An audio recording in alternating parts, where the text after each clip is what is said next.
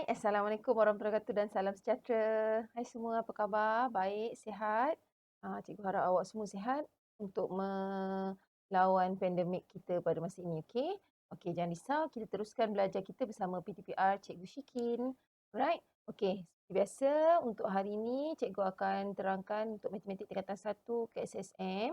Okey, untuk bab 5, ungkapan algebra. Okey, untuk ungkapan algebra ni, anda akan pelajari menerbitkan ungkapan algebra berdasarkan ungkapan aritmetik yang mewakili suatu situasi. Okey, mari kita tengok apa benda dia tu semua, penerangan dia. Okey, yang pertama, bagaimanakah anda menerbitkan ungkapan algebra daripada suatu situasi?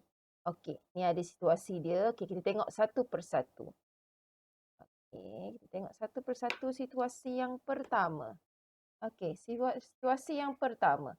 Suatu beg mengandungi X blok kayu. Okey, sekarang ni X ni adalah pemboleh ubah menggantikan suatu perkara yang tak tahu dalam satu situasi. Okey, macam-macam pemboleh ubah kita boleh tukar. Bukan X je, Y, Z, A, B, C semua ada. Tapi selalunya matematik guna X.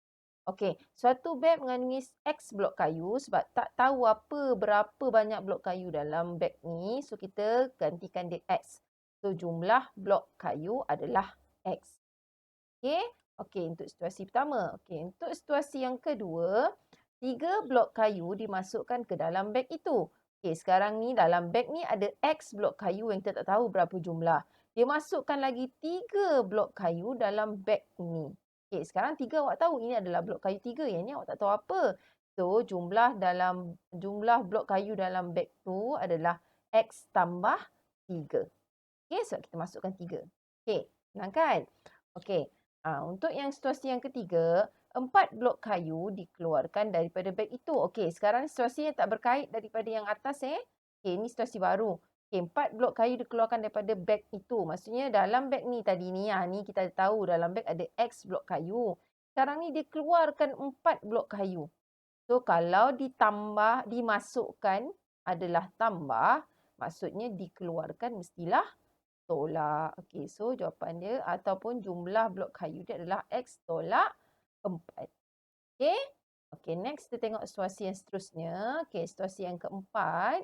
Okey, bilangan blok kayu di dalam beg itu dibahagikan sama rata kepada 2 orang. Okey, sini dia dah bagi siap-siap dah. Dibahagikan. Maksud operasi yang terlibat adalah bahagi. Okey, sama juga. Kita tak tahu apa jumlah dalam beg ni, kayu dia. Okey, so X blok kayu dalam beg ni dibahagikan kepada 2 orang murid. Maksudnya jumlah blok kayu tu adalah X bahagi 2. Okey? Okey, seterusnya 5. 2 beg masing-masing mengandungi X blok kayu. Okey, sekarang ni ada 2 beg. Okey, 2 beg yang mengandungi X blok kayu. Okey, so dia punya jumlah blok kayu adalah 2 darab X iaitu 2X. Okey, dia tak boleh X tambah. Kalau awak buat X tambah X boleh tak? Sama juga kan? X tambah X. Okey, kalau awak buat X tambah X, 1X tambah 1X dapatkan 2X. Okey? Sama je. Okey. Alright, yang situasi yang keenam. Okey, 2 beg masing-masing mengandungi X blok kayu manakala satu beg lain mengandungi Y blok kayu dan ditambah dengan 2 blok kayu. Panjang cerita dia. Okey, dia dah masukkan 2 beg dengan X blok kayu. Lepas tu ada pula satu beg dengan Y blok kayu. Lepas tu tambah pula dengan 2 blok kayu. Ni. Okey. Tadi kita tambah dah X, 2 beg yang X kan. Okey, sekarang ada Y pula. Ada blok kayu lagi. Okey, so tambahkanlah semua. Okey, bila awak tahu X tambah dengan X, dia sama kan? X tambah dengan X. So, ni dah jadi 2X. Okey, tambah pula dengan Y. Tambah pula dengan 2 blok kayu. Okey, kenapa X dengan Y ni awak tak boleh tambahkan? Memang tak boleh lah sebab pemboleh ubahnya berbeza. Iaitu kuantiti dalam ni tak tahu apa. Berbeza. So, tak bolehlah tambah. Yang ini kes dia boleh tambah sebab dia sama. Okey? Okey, dan situasi yang terakhir. 2 beg masing-masing mengandungi X blok kayu dengan jisim setiap blok kayu ialah P gram. Okey, sekarang ni sama situasinya cuma dia tambah jisim blok kayu adalah P gram. So, jumlah jisim blok kayu dalam 2 beg adalah 2 darab X darab P. Okey, so sini ada P, sini pun ada P. Ataupun awak buat ni XP tambah XP. So, 1XP tambah 1XP dapatlah 2XP. Okay. Alright. Okay, next. Kita tengok contoh 2. Okay, ni semua awak boleh refer dalam buku teks awak. Okay, contoh 2. Yusri membeli 5 biji apple dengan harga X sen sebiji dan 8 biji apple oren. Astaghfirullahaladzim. 8 biji oren dengan harga Y sen sebiji. Tulis satu ungkapan algebra bagi jumlah wang yang dibayarnya. Okey, sekarang ni ada dua situasi. Satu apple, satu orange. So, awak kena bahagikan pada dua dululah. Okey, 5 biji apple. Apa ni? Apple, 5 biji apple, 8 biji oren. Sekarang ni kita tak tahu harganya berapa. Okey, sekarang ni kita ada 5 biji apple tapi harganya kita tak tahu. Dia tulis itu X sen. Okey, untuk 8 biji oren pula pun sama, dia tulis Y sen. Okey. So sekarang ni untuk 5 biji apple X sen kita boleh tukar dia menjadi 5X. Okay, sebab 5 biji apple untuk X sen. So, 5 darab X ataupun 5X. Okay, untuk 8 biji oren untuk Y sen ni adalah 8Y. Iaitu 8 biji oren darab dengan Y sen. So, 8 darab Y dapat 8Y. Okay, boleh? So, dia punya satu ungkapan algebra dia untuk jumlah wang keseluruhannya. So, jadilah. Ini boleh? Ni datangnya daripada 5 darab X. Ini datangnya daripada 8 darab Y. Okey. So jumlah dia punya jumlah bayaran. Jumlah bayaran dia adalah 5X, iaitu 5 biji apple dengan harga 8 sen tambah dengan 8Y, iaitu 8 biji oren dengan harga Y sen. Okey, jelas? Okey, mudah kan? Itu saja dia punya ungkapan algebra. Alright. Okay, next.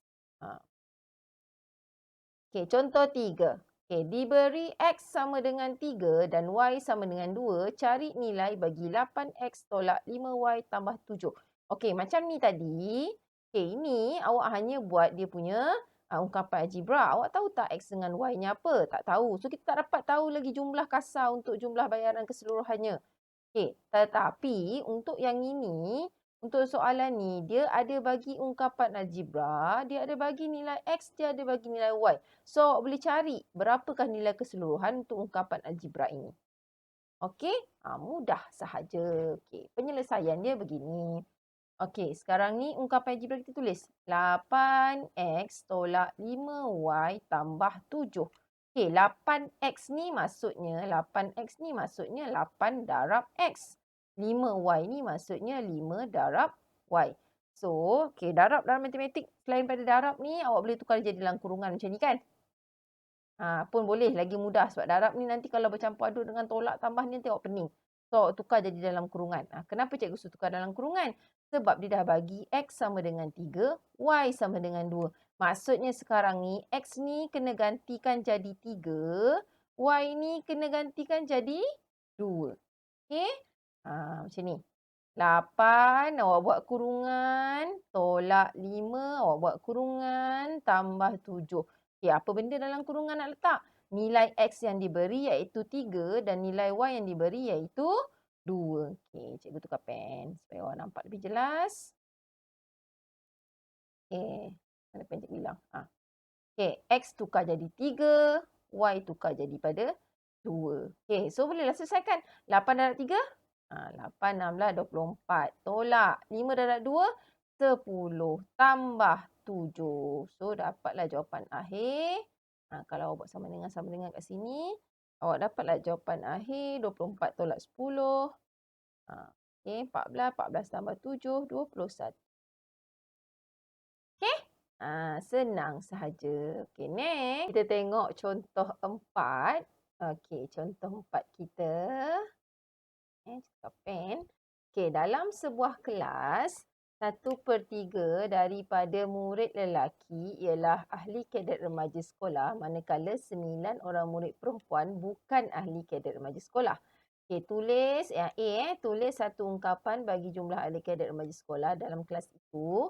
B, jika kelas itu terdiri daripada 12 orang murid lelaki dan 16 orang murid perempuan, hitung jumlah ahli kadet remaja sekolah dalam kelas itu. Okey, sekarang ni dalam sebuah kelas ada murid lelaki, ada murid perempuan. Situasi dia. Okey, lepas tu dia kata ada ahli kadet remaja sekolah dan ada bukan ahli kadet remaja sekolah. Okey, ni KRS Okey, sekarang ni situasi ni kita tukarlah jadi pemboleh ubah. Mana yang kita nak tukar jadi pemboleh ubah? Lelaki X, perempuan Y. Okey, okey. So kita katakan, okey, katakanlah, okey, kita tukar. Murid lelaki adalah X dan murid perempuan adalah Y. Okey. So sekarang ni kita kena kira jumlah ahli kadet remaja. Okey, so maksudnya jumlah ahli kadet remaja kita ataupun KRS dalam kelas ni berapa? Okey, sekarang ni situasi dia kata 1/3 daripada murid lelaki. Maksudnya 1/3 daripada murid lelaki. Daripada ni kalau ada matematik, darab lah. Okey, X. So jawapannya 1/3 X. Okey, untuk murid lelaki 1/3 X. Okey, untuk murid perempuan pula, okey, murid perempuan adalah Y, tetapi ada 9 orang perempuan yang tak nak ataupun yang bukan ahli kadet remaja sekolah, bukan KRS. Okey, so sekarang ni untuk yang ini awak kena buatlah murid perempuan ada, tetapi ada 9 bukan. So maksudnya kita tolak dengan 9. Okey, dapat? Kan? Faham tak? Ni murid perempuan. Dia ada murid perempuan ahli KRS tetapi bukan 9 daripadanya adalah ahli bukan ahli KRS. Jadi kita tolak dengan 9 lah. Okey? So ungkapan dia, bila ungkapan dia mestilah kena tambah lelaki dengan perempuan. Betul? So awak tambah je lah. Jumlah KRS untuk kelas tu untuk lelakinya adalah 1/3 X. Untuk perempuannya adalah tambah Y tolak 9. Macam tu je. Okey, kalau awak nak buat kurungan kat sini pun boleh juga sebab menandakan ini perempuan, ini lelaki tapi tak cantik lah kan. Yang ni awak terus macam ni kan dah cantik. Okey, senang. Okey, ini adalah dia punya jawapan untuk A. Oh, sorry. Okey, jumlah KRS adalah 1/3 X tambah Y tolak 9. Okey, A settle. Okey, B. Jika kelas itu terdiri daripada 12 orang murid lelaki, okey, lelaki tadi X dan 16 orang murid perempuan, perempuan tadi Y, hitung jumlah ahli kadet remaja sekolah dalam kelas itu. Okey, sekarang ni dia bagi dah jumlah. Dia kata sekiranya X adalah 12 dan Y adalah 16, dia nak berapa semua jumlah ahli kadet sekolah? Okey, so awak kena refer dekat dia punya ungkapan yang kita buat tadi ni. Okey? So awak dah refer ungkapan dia. Tadi kan kita buat kan, kalau 1/3 X maksudnya dia boleh buat 1/3 darab X dalam kurungan kan, macam ni. Okay, so kita tukarlah jadi kurungan. Okay. Cikgu suka tukar jadi kurungan ni supaya awak lebih jelas nampak. Kita tukar pen lain lah untuk soalan B. Okay. Alright, so dia akan jadi macam ni. 1/3 X tukar kurungan tambah Y ni pun tukar kurungan tolak 9. 9 tak adalah kurungan sebab dia nombor 9 kan. Buat kita tukar kurungan. Okay, so dalam kurungan ni nak letak apa? 1X ni tukar jadi 12. Y ni tukar jadi 16. So selesaikanlah. Okay, yang ini kalau awak selesaikan 1, sini 4. So, awak akan dapat 4 tambah 16 tolak 9. Ataupun awak boleh terus guna kalkulator, terus kira 4 tambah 16 tolak 9 akan dapat 11. Okey? Okay. So, awak akan dapat 11 orang murid KRS dalam kelas itu. Okey, ini kalau situasinya murid lelaki dia X, murid perempuan dia, murid lelaki X sama dengan 12 dan murid perempuan Y sama dengan 16. Okey, dapat? So apa gunanya? Dia punya ungkapan algebra ni dah boleh nampak dah. Bila ungkapan algebra ni ada, so awak senang, awak akan boleh masukkan nilai X dan Y mengikut situasi yang diberikan. Mengikut nilai yang diberikan. Okay? Alright, okay, next. Selesai sudah. Okey, so hari ni kita hanya bincang contoh 2, 3 dan 4 sahaja untuk subtopik yang pertama ni, nanti kita sambung semula. Tapi jangan lupa, okey, untuk mengukuhkan lagi pemahaman awak tentang penerangan cikgu ni, awak jawab latihkan diri 5.1C, nombor 1, 2 dan 3 pada muka surat 109 dalam buku teks awak lah. Okey, so macam biasa, hantar awak punya jawapan dalam grup Telegram kelas kita. Apa lagi? Jangan lupa subscribe cikgu punya YouTube channel. Apa-apa masalah awak refer balik dekat YouTube channel cikgu ni, ataupun awak terus berhubung dengan cikgu dalam Telegram untuk tanya soalan. Alright? Itu sahaja daripada cikgu. Okey, Assalamualaikum. Take care, jaga diri. Bye.